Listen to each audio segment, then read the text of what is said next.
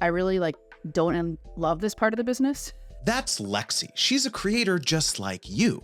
But like a lot of creators, Lexi feels that reaching out to sponsors is kind of a lot of work. I don't love the pitching part of it. See, here's the problem. A proactive approach to sponsorships can feel a little intimidating. You might think, I've got all these brands coming to me anyways, so do I really need to start reaching out myself? But if that's your mindset, I guarantee you're gonna be making at least half the sponsorship revenue that you could be. That's why I challenged Lexi on her sponsorship strategy. We're breaking down her every decision, her every assumption, and even delving into her pitch deck to show you how your approach could be costing you money. By the end of this, you'll know how to think about your sponsorship inventory so you never have to turn down a great deal, what happens behind the scenes at a brand when you get on a call with them, and the unexpected thing brands are desperate to pay you for. There exists folks out there in that general pool who would be down to pay the rates that you're charging, as long as we're not focused on. Hey, I'm Lexi Grant, and I run a media company called They Got Acquired. We help entrepreneurs sell their business. We focus on a lot on telling stories. So we share a lot of stories of founders who have sold. We share data about the deals so people can see what other founders have sold for and how they did it. And I saw you speak at a conference, and it was great. You gave me a couple of things that I took away and implemented right away. So when I was coming up against the time to start doing another sponsorship push, I really don't love this part of the business. I've been trying to rev myself up to go for it, and I wanted to kind of level up this fall. So that's why I thought I even figured maybe we could chat and talk through some of the specific challenges that we have as a brand. Awesome. So real quickly, let's dig into the mindset piece first. Why do you hate sponsorships? Why is that something that is it feels like yucky to you? Well, I love it for this brand because it's already worked well for the brand, and I could tell that there's a lot of potential. So I love it in that way. I don't love the pitching part of it. I also find generally sometimes working with clients can be challenging because you're having to be available a lot and answer a lot of questions. But I think that really depends on the kind of clients. And so far, we've been really lucky with the people that we've worked with. And I also have an operations manager who does a lot of the back and forth. So that's helped. So the tricky part really is just the pitching and the selling. And of course, you have to get a lot of no's to get yeses sometimes. So that part's never fun. And I think I'm just stronger at other parts of the business as well. You mentioned I'm gearing up to do another sponsorship push. What do you mean by that? Is this something you do in you try to lock in a bunch of sponsorships for the next 4 months and then kind of go heads down, back down to the content and the strategy and stuff? Or I kind of do, yeah. You kind of do. Well, so there's lots of different buckets, of course, when you're running a business, like everybody knows, there's lots of different things you have to work on. So it helps me to focus on one thing at a time. So I might say, okay, for the next couple of weeks, I'm working hard on this. And then, of course, leads might come through later, or there might be opportunities later we can follow up on. But I try to get a jump start at certain parts of the year so that I can focus on that and know that we are going to be where we want to be. And also, timing wise, we've been sold out in the newsletter for September and October. So I'm starting to think, okay, I'm looking towards November. And then we also have a few new sponsorship options that I want to share for the first time with people we've worked with before and the new prospects. And we've done it. We got a new deck. So until now, we've pitched with a Google Doc, which has worked fine. And I think it's the way to start. But we now have a new deck that's pretty and I think looks more polished and hopefully will help us. Yeah. So I think this is probably the first learning moment here, which is that the quickest way to get burnt out on the process of sponsorships is making it this big thing like you are right now. Okay, it's going to be, we're going to do our push now. And you're just oh God, I don't want to do the push.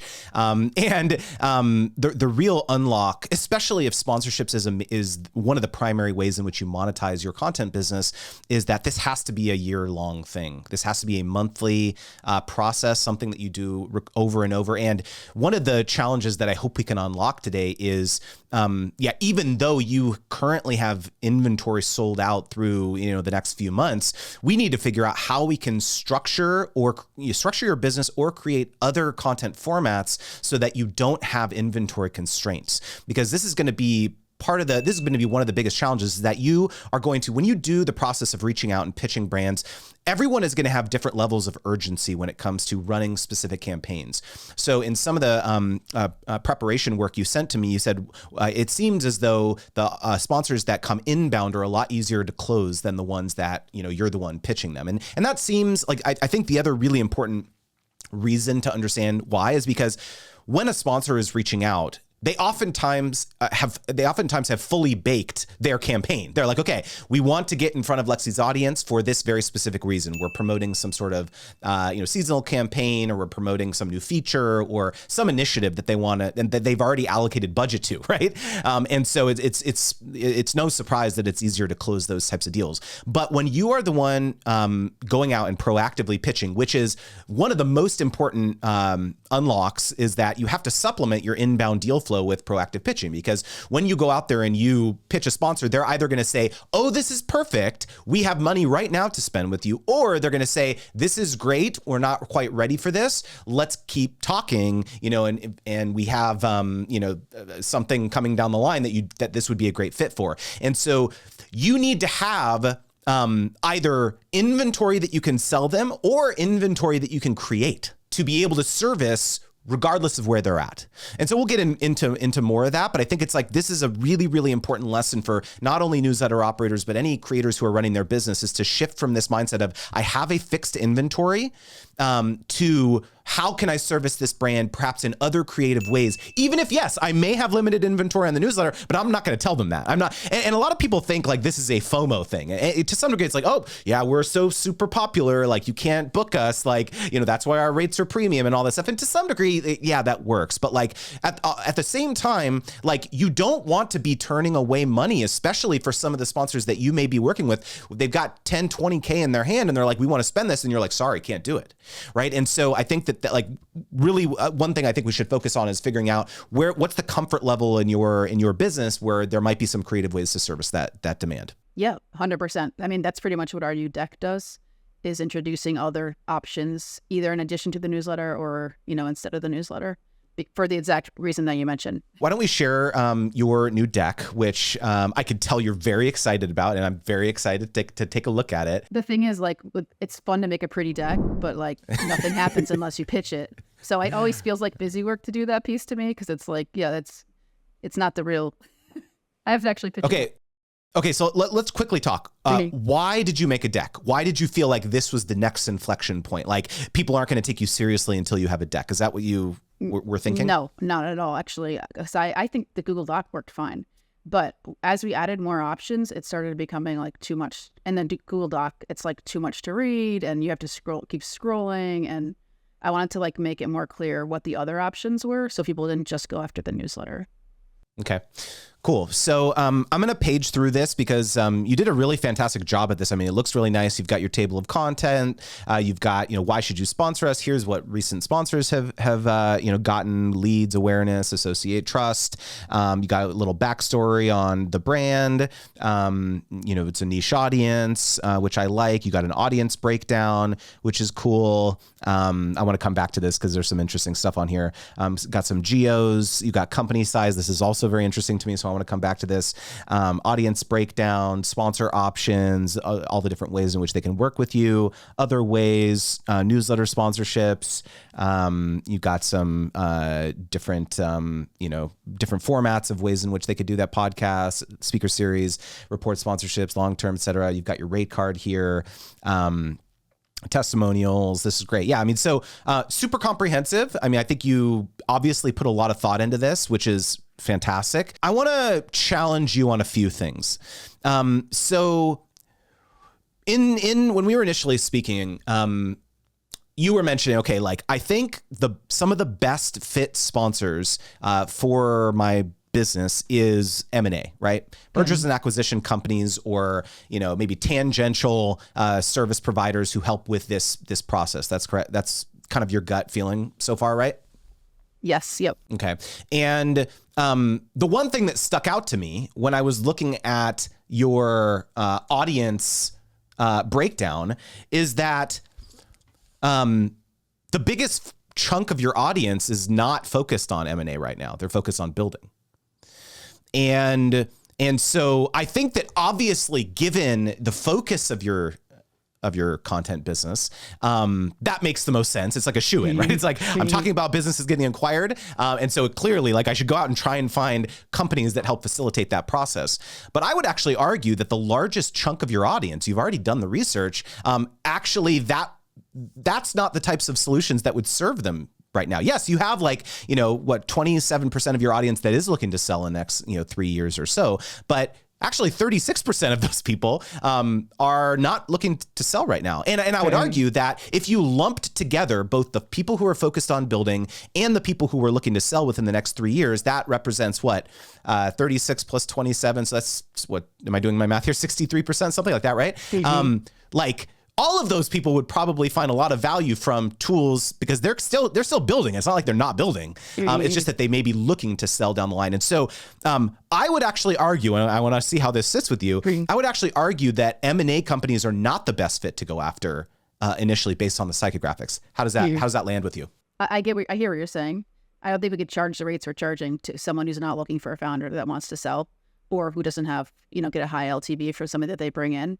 Why not? Because we're charging pretty high rates for the size of our list. And we're in a kind of an awkward phase right now where we're still pretty small. And I think a lot of these challenges will be solved as we grow. So what I'd like to do in the next 6 months to a year is try to increase some of these revenue sources so that I can put it back into paid growth so that we have a much bigger list and it is an easier sell. But what I'm finding is some of the more general type sponsors won't pay the rates that we have. And sometimes we do like decrease them to make it so it makes sense for those sponsors. And that's how we've managed to have like a combination of both types of sponsors, because we have had a lot of general interest type sponsors in the newsletter. But like, I think in terms of the unique value that we can provide, like no one else out there has a list of people who want to sell. And even the people who say they're focused on building, they're on the list for a reason. Like they probably want to sell eventually. So yeah, I think there's some truth to what you're saying, that they can go broader. It would be easier if we had a bigger audience, I think. Okay, so let's dig into this. How many? So is this a perceived? Is this something that you're internalizing, or is this something you've been told over and over and over again? Your list is not big enough. I'm not going to pay those rates for the size of the audience. Or like, is this something you've heard a lot? So there's two things. One thing that I've heard is that the rates are too high for the list size. From like people who don't care if the founders want to sell, basically. And then the second thing is that, yeah, your list from like the bigger, so there's a few bigger brands where I have contacts, and they said like they would like to spend, but they want to see a bigger list, because it makes sense for them to make bigger buys on bigger lists. Okay. All right. So this is helpful. However, I think rather than getting fixated on the list size, I think you're going the right direction, which is figuring out other content formats that you can utilize to supplement some of these pitches so that it's not all focused on the list size. Because I think that if you are talking with these sponsors who seem very focused on list size, open rates, click rates, etc., then you are going to be looked at as a media buy, as an ad insertion, as an IO. It's not going to be looked at as we are partnering with the brand they got acquired across all these different, the podcasts and the live speaker series and the newsletter and all that stuff too.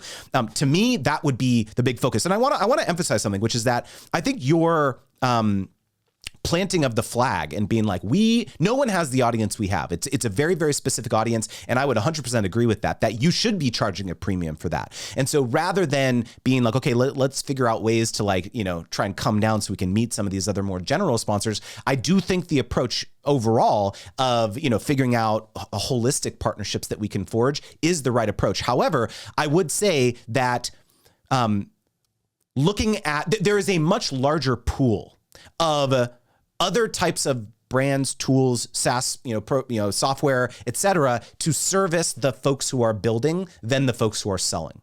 There's a more larger pool of those types of sponsors, right? And so what I would argue is that there exists folks out there in that general pool who would be down to pay the rates that you're charging, as long as we're not focused on a lot of these kind of conversion focused metrics that it sounds like you might be leading with. So walk me through, if this is kind of, we're running an audible here, but like walk me through, pretend that I am a SaaS tool. Let's say that I'm Brex, let's say that I'm Brex, and I want to get in front of your audience of founders, builders, et cetera. What would be the sales pitch? Like, pretend we're on a phone call. Hey, Lexi, I'm super excited. I have been on the They Got Acquired newsletter for 6 months. I think it's really solid, and we're interested in potentially sponsoring. Can you share a little bit more about what that would look like?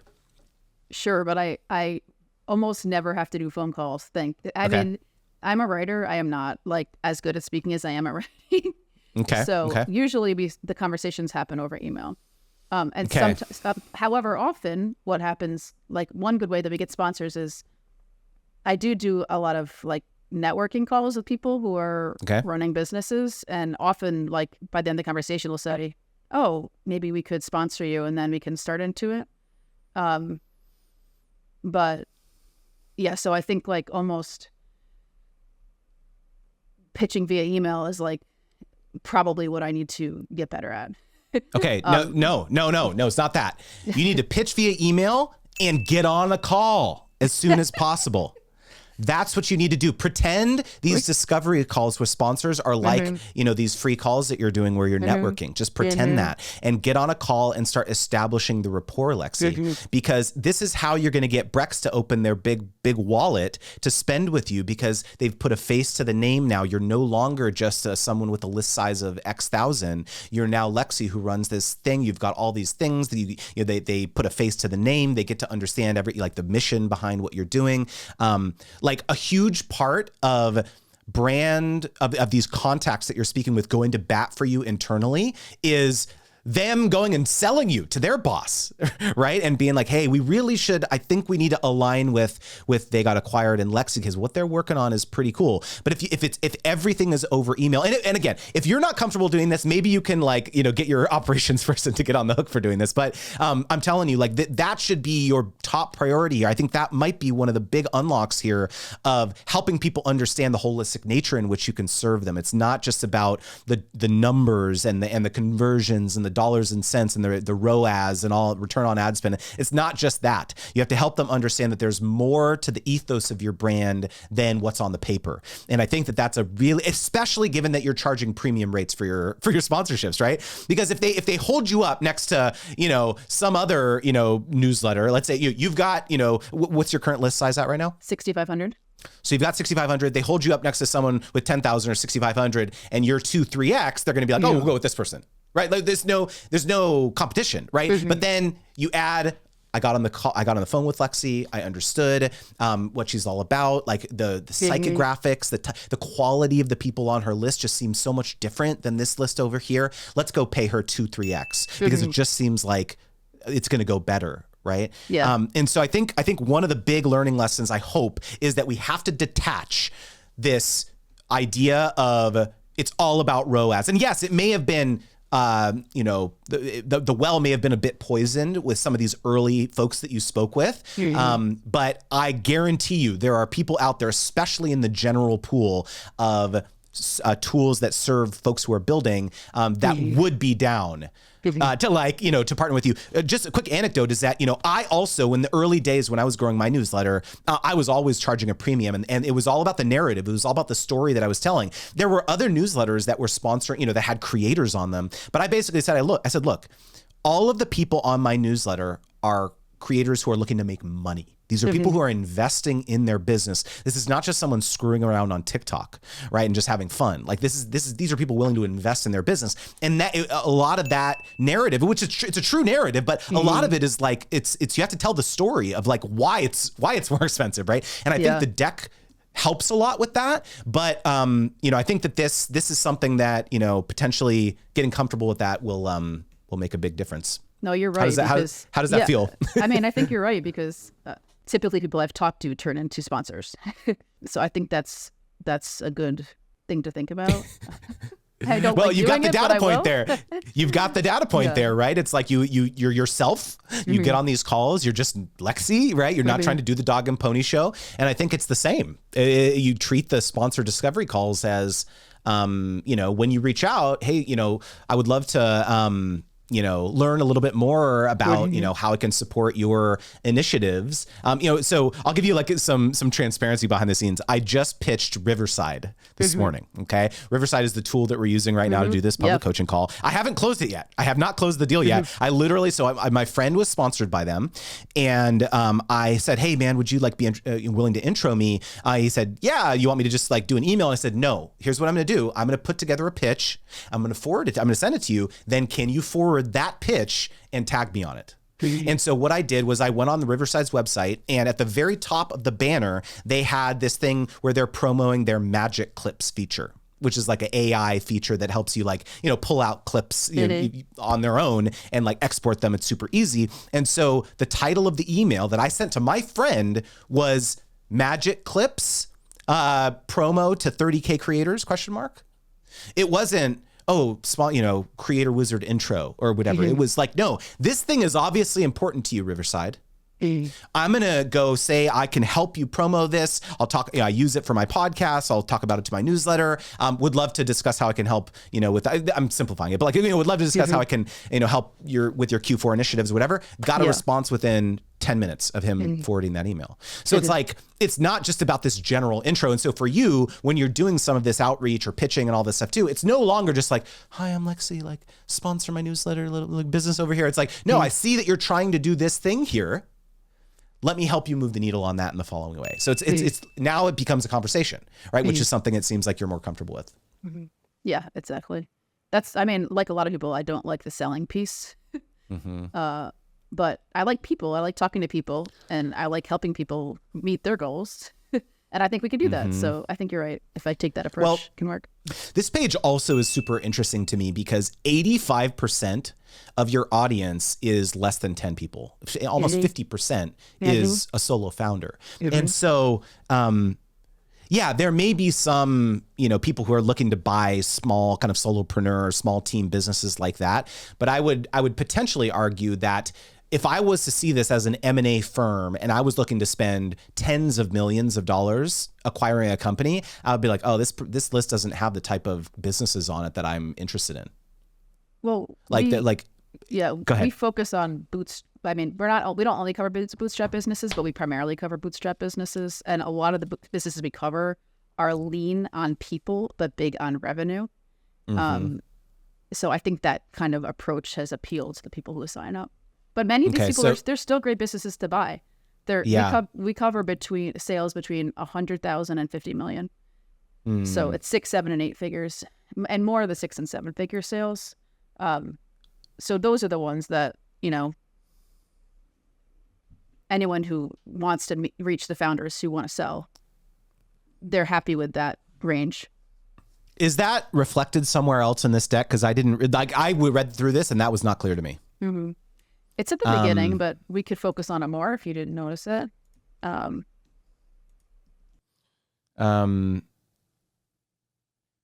Business and deals in the 6, 7, and low 8-figure range.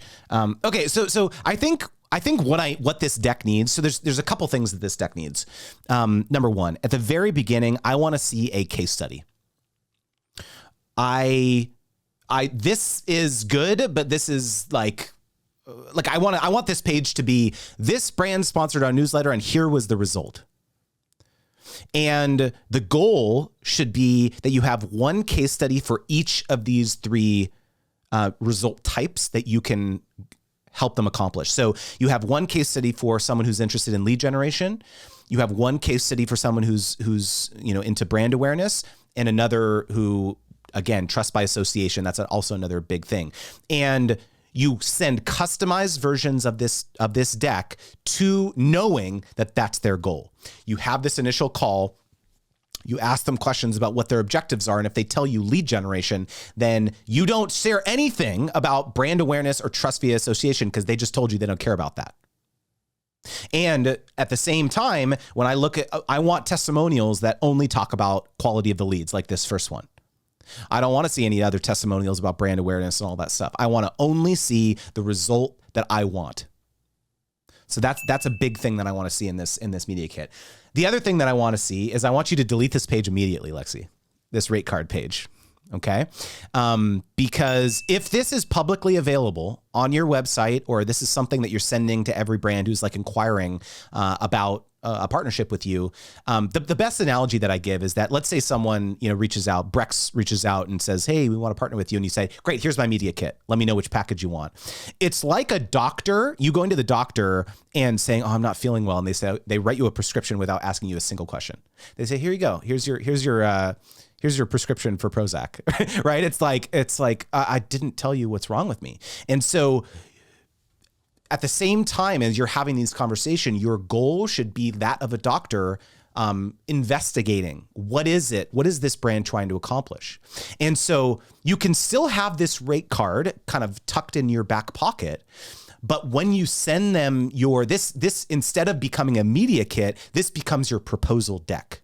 Okay. And this proposal deck is customized with the brand's logo, and this rate card page becomes the packages for Brex.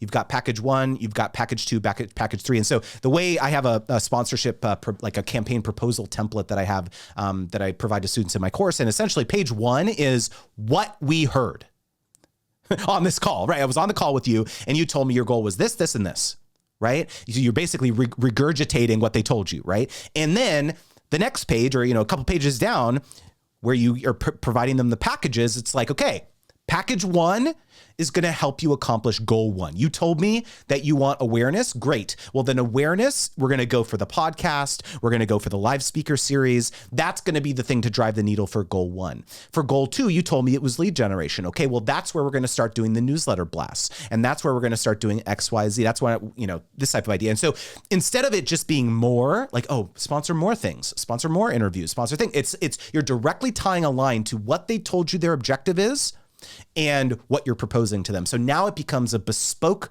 solution to help them accomplish their outcome. Because remember, they have budgets for their own initiatives. They don't have budgets to just randomly sponsor They Got Acquired. They have budgets for their own initiatives. And so I think that the missing piece here, because all this is great, but what it has to be obvious to them is that this is not just like a boilerplate media kit proposal that you send to everyone. It's like, hey, pick one. These are the only boxes that you can, pick one. Right? How do you know Brex wouldn't want to be your title sponsor and pay you $250K for the entire year? You're telling them that the max amount that they can pay you is $37K. Why would you do that? What if they want to pay you a lot more money? And so I think I'll pause there because that was a lot, but I think a really big and important exercise here is like, stop sending this, take this off the website, stop sending this to everyone who reaches out asking if they're sponsored, and it becomes a conversation. You have to reach out. Hey, let's talk. And yeah, maybe there's some sort of light qualification process to make sure that you're not wasting a bunch of time on calls with people who have $500 to sponsor you. But it's like a big part of it is understanding that because you have these premium rates, it's going to require like having a conversation. It's like if if you go to into the info products world, right, where it's like courses and coaching and all that stuff too, they have this adage that like, if you were trying to sell someone cold or even lukewarm on anything that's over $2,000, they get kicked to a sales team. They get on a call, right? And so if you're trying to close $37,000 deals over email, it's just not going to happen. Yeah, no, that's good. That's really good. We were doing a little bit of that. Like we asked them what their goals are over email, and then send this to them. But I like the idea of creating a more of a proposal. It reminds me of like, I used to run an agency back in the day. And of course we did that. We got on the phone, we talked to them, then we wrote a proposal that said, this is what we heard and this is what we can offer. So just applying that here, I think could work really well. It's the same. It's so funny because like I also ran an agency back in the day, and it was like, it's so funny how our prior lives come back in surprising ways that we didn't anticipate, but it's the same. It's you in essence are an agency, Lexi. You don't think about it, but you are they are retaining you to accomplish some sort of outcome. And the way and instead of, I don't know what your agency was, but like, let's say you were buying Facebook ads or something for them, instead of you buying space on someone else's platform, like Facebook ads, Google ads, whatever, you have organic distribution. And so you are serving as an agent to help them accomplish some sort of outcome. And so it's essentially the same exercise. Okay. So at the top of the call, you mentioned that you have some kind of new and exciting content formats that you're, hoping will get some folks excited about potentially sponsoring you. Can you talk through some of these content formats and kind of the early traction that you're seeing, or like why are you excited about some of these new things? Yeah. I mean, I'm excited about it because it lets us sell beyond the newsletter. And and gives us more options for different sponsors. The one that we've sold already is actually you had it on there in a minute ago. It's I can't remember what I called it in the deck, but yeah, a sponsored interview and a newsletter. I do an interview with someone from the brand, and we put that onto a landing page, and then we send traffic to it via the newsletter. And we've sold a handful of those so far. That's been good because it's allowed us to give people something that the newsletter doesn't always, which is helping our brand trust them by hearing that they know what they're talking about. And we can do that through an interview.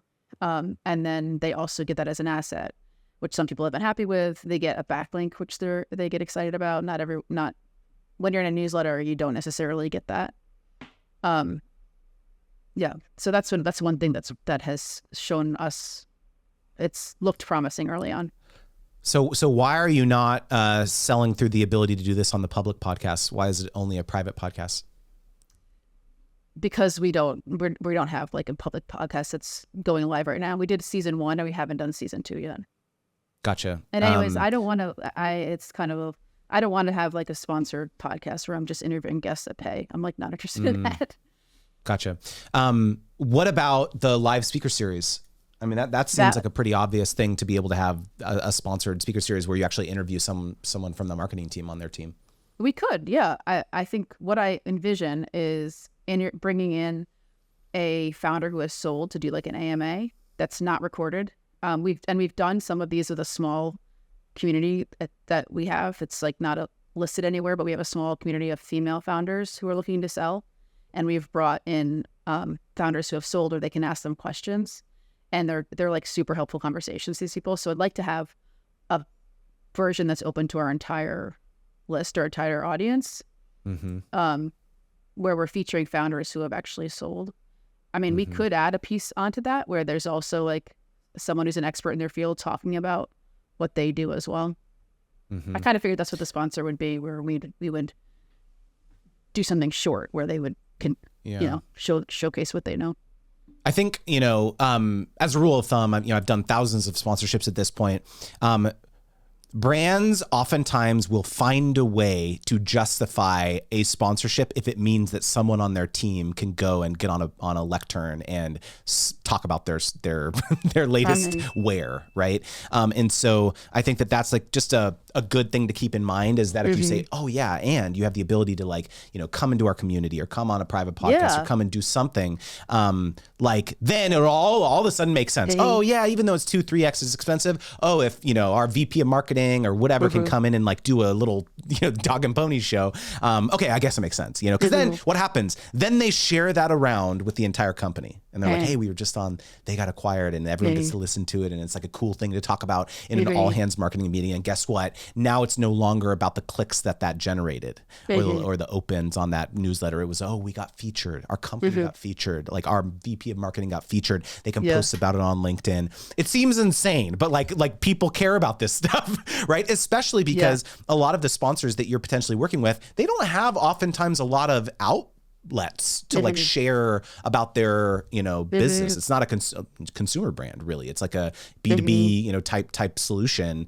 So they're probably they're being like thread boys or gals on LinkedIn or Twitter or something all day long. But the ability to be interviewed on a niche content outlet like yours is few and far between. And so you absolutely should have that as an option and charge a premium for it. Yeah, I think we can make that part of the speaker series. Do you have a community? I'm curious. Do you have a private community where your audience is able to talk with each other? Or is that not really? I have a group of 25 women who want to sell. It's just I sometimes put people in there after I talk to them. But I have thought long and hard about this. I do not think this is the right group to do a community with. There's a lot of reasons, but the biggest one is that many people don't want everyone else to know that they're thinking about selling. So that makes it tricky. There's some really interesting particular challenges with this topic, with this niche that I didn't think about before I started doing it. But that's one of them. It also affects shareability, because not everyone wants to say, hey, I watched this about how to sell your business, because they don't want people to know they're thinking about selling. So I previously thought that when I started doing sponsorship coaching, that there was no way in this universe that anyone would be willing to share a call like this publicly. I thought that people would be terrified to like talk about their amount that they're charging or the sponsorships that they're doing or the brands that they're working with or whatever, until I started experimenting with this public coaching idea. And I realized there actually are a cohort or a segment of people who are actually pretty comfortable, especially if you give them safeguards around being able to redact certain things and all that stuff too. And it kind of goes hand in hand with this kind of building in public idea. And so, yes, on the surface, I agree that there's a lot of people who wouldn't be comfortable talking with you about it, but there might actually be a non-trivial amount of people who would be comfortable talking about it publicly. And until you give them an outlet to do that, because again, I didn't have a way for people to like do book public goes. It was just something I tried. And so this could be something as simple as like you putting out maybe in your newsletter and being like, hey, is anyone interested in potentially selling their business in the next, like year or two, and we'd be comfortable having a public conversation about it? Yeah. Click here. One person might do it, but I don't, I mean, I don't know if a community, anyways, there's like a million reasons why I ended up exiting. Yeah. I mean, if it's something you don't want to do, I'm just saying one thing I always like to go back is kind of like first principles is like understanding as a media operator, as a content creator, as the kind of doing what you're doing, it's about audience first, right? How can you serve them? And so sponsorships is one way in which you can serve them, obviously by, illustrating services, brands, products that can help them along their journey. The other spectrum of that is your own courses, education, direct monetization efforts where you're actually buying something from you, access to a workshop, access to a course, et cetera. Coaching is another way to do that. Affiliates is another way to do that, right? And so there's all these ways in which you can serve your audience, right? And so my line of questioning around a community is like, okay, how can I serve them, right? They've got these challenges, they're at these different, they're on this continuum of like where they're at in their business journey. Some are ready to sell, some are like still very early on, some are kind of in the messy middle and they're in the building phase. And so like, could I serve them by having some sort of forum or community? And maybe there is some sort of like blind, kind of privacy, things that I can think about. If it's not something that you want to do in your business, that's fine. But I always go back to like, okay, what are the tent poles, whether it's content formats, whether it's, a community, whatever it is, how can I serve them best? Because if you start with that mindset, like it benefits the overall business in so many different ways. If you, let's say, are serving them with, the live speaker series, or you're serving them with the community, they will then oftentimes support your sponsors a lot more because they trust you. They're like, oh, she's helping me in all these other ways. Well, I'm going to now take her recommendation of this tool that is sponsoring her more seriously. I'm going to go check it out. And so figuring out other ways in your business in which you can serve your audience oftentimes benefits sponsorships and things like that. There's something that I want to try to integrate into our sponsorship packages. So I do a lot of these calls with founders. They're one-on-one. And then when they are, for the founders who are at a position where they want like an advisor, or oftentimes it's other types of service providers as well, like a CFO to get their books in the shape, or they might need a lawyer. Lawyers actually can't pay referral fees. So I have successfully moved a few of those folks into being sponsors instead. But for like the advisors, we have tons of advisor partners. And basically when I talk to someone, we learn about their business, and depending on the size of the business, the type of the business, and what I think their personality would benefit from, I cherry pick a few of the advisors and introduce them. And because of that, like a lot of the advisors really like that. And because of that, they often say to me, like, we want to keep working together that way instead of sponsoring you, because they do get some leads from the sponsoring, but they don't get as many. And like, they feel like they're warmer when I introduce them directly rather than someone like coming through a report or a newsletter and landing on their site. So I need to find a way to say something like, in order for us to send you these referrals, there's got to be a minimum spend, or if you buy this package, we'll send you X number of referrals, something like that.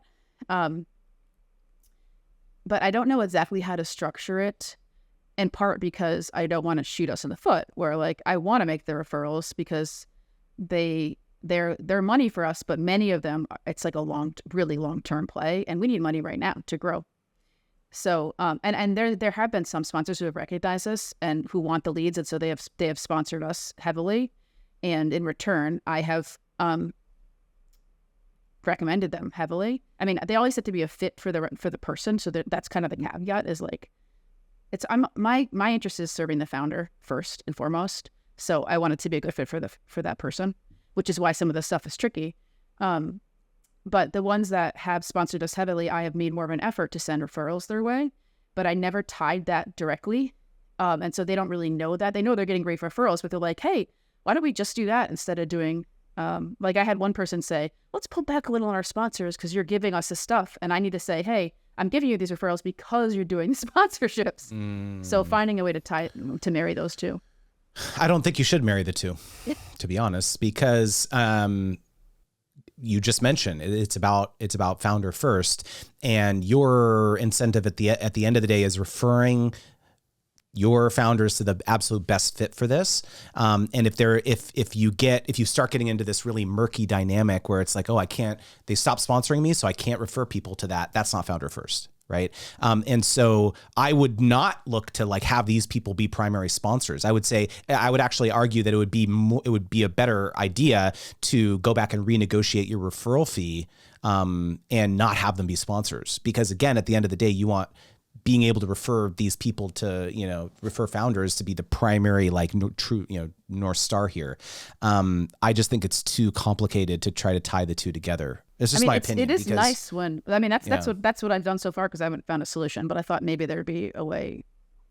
I mean, there is the hybrid model when it comes to just general sponsor compensation, which is you've got some sort of baseline retainer where you say, hey, if you want to be in our database of like people that we refer to, then yeah, it's $1,000 a month or whatever it is. But then again, you become a line item now. You're a cost center now instead of a profit center for them. And so I think that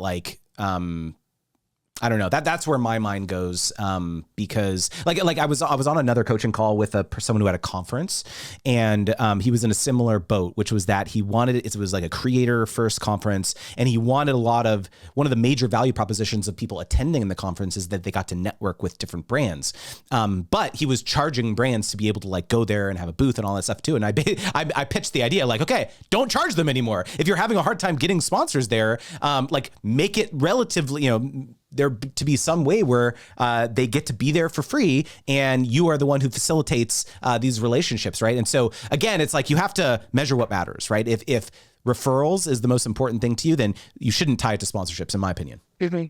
It's nice when, like for the ones that have also sponsored us, when I've referred them, I've had someone say, "Oh yeah, I saw them in your newsletter," or like I'm familiar with that brand because aren't they the one with that funny logo? Like they remember it, So like I think it helps all around.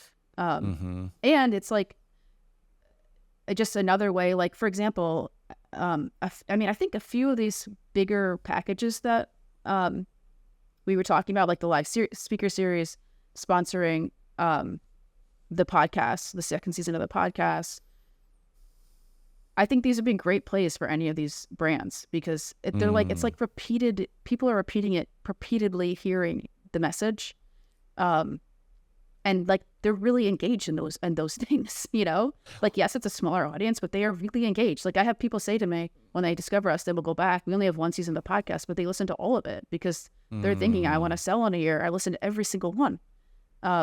So I guess listening to you talk, I just need to get better at explaining that, and because I believe it. 100%. So 100%, as long as you can tell the story of why these are two separate types of goals. Yeah, right. When you work, right? Mm-hmm. The brand awareness play, that's you can tell the story that you just told me, which is like you refer people and they say, oh yeah, I remember hearing about that on the podcast or whatever. That is a totally valid reason to continue doing the way you've got it, right? But you have to be able to tell that story better. If in the absence of a story, they're going to make up their own narrative. In the absence of you being explicit about why these are two separate tactics, right? Like the sponsorship is a really important thing because when I refer people to you, there's another level of trust and association there. And so that's why, doing those two things are important. And so again, they're going to just come, of course they're going to come to you and be like, we don't want to sponsor you anymore. Just keep sending us people, right? Like that. Of course they're going to say that because you haven't told them why it's important to do both. I'm curious, like if you had any takeaways from our conversation, what would it be? I think one is get on the phone, do a call, do more calls, and that makes sense. I love like you connecting the dots on turning that deck into like using it as kind of a framework or what's the word? Like it's like a template, but I just pick the pieces that make sense for that sponsor and then customize it for each sponsor and send it to them. I think that's a great thing we can do makes sense and is, relatively simple. And then just telling the story better around like why brand awareness is important. I mean, that's in my experience, that's always that can be tough with certain types of sponsors. I think as we go more up market, it'll get easier, like in terms of company size and like, companies that are used to doing that kind of campaign. But yeah, I think those are all really helpful. Yeah, so glad to hear it. And I think you are super well positioned in this space. And I think with some relatively minor course corrections, I think you're going to start to see, a lot of success. So yeah, hopefully this was helpful, Lexi. Cool. Thank you. Appreciate it. Thanks again. Now, being proactive is all good and well, but your relationship with the brand can easily go south if you're making the kinds of mistakes that even Jay Klaus was until recently. So watch my coaching call with Jay to learn how to avoid damaging a lucrative brand partnership.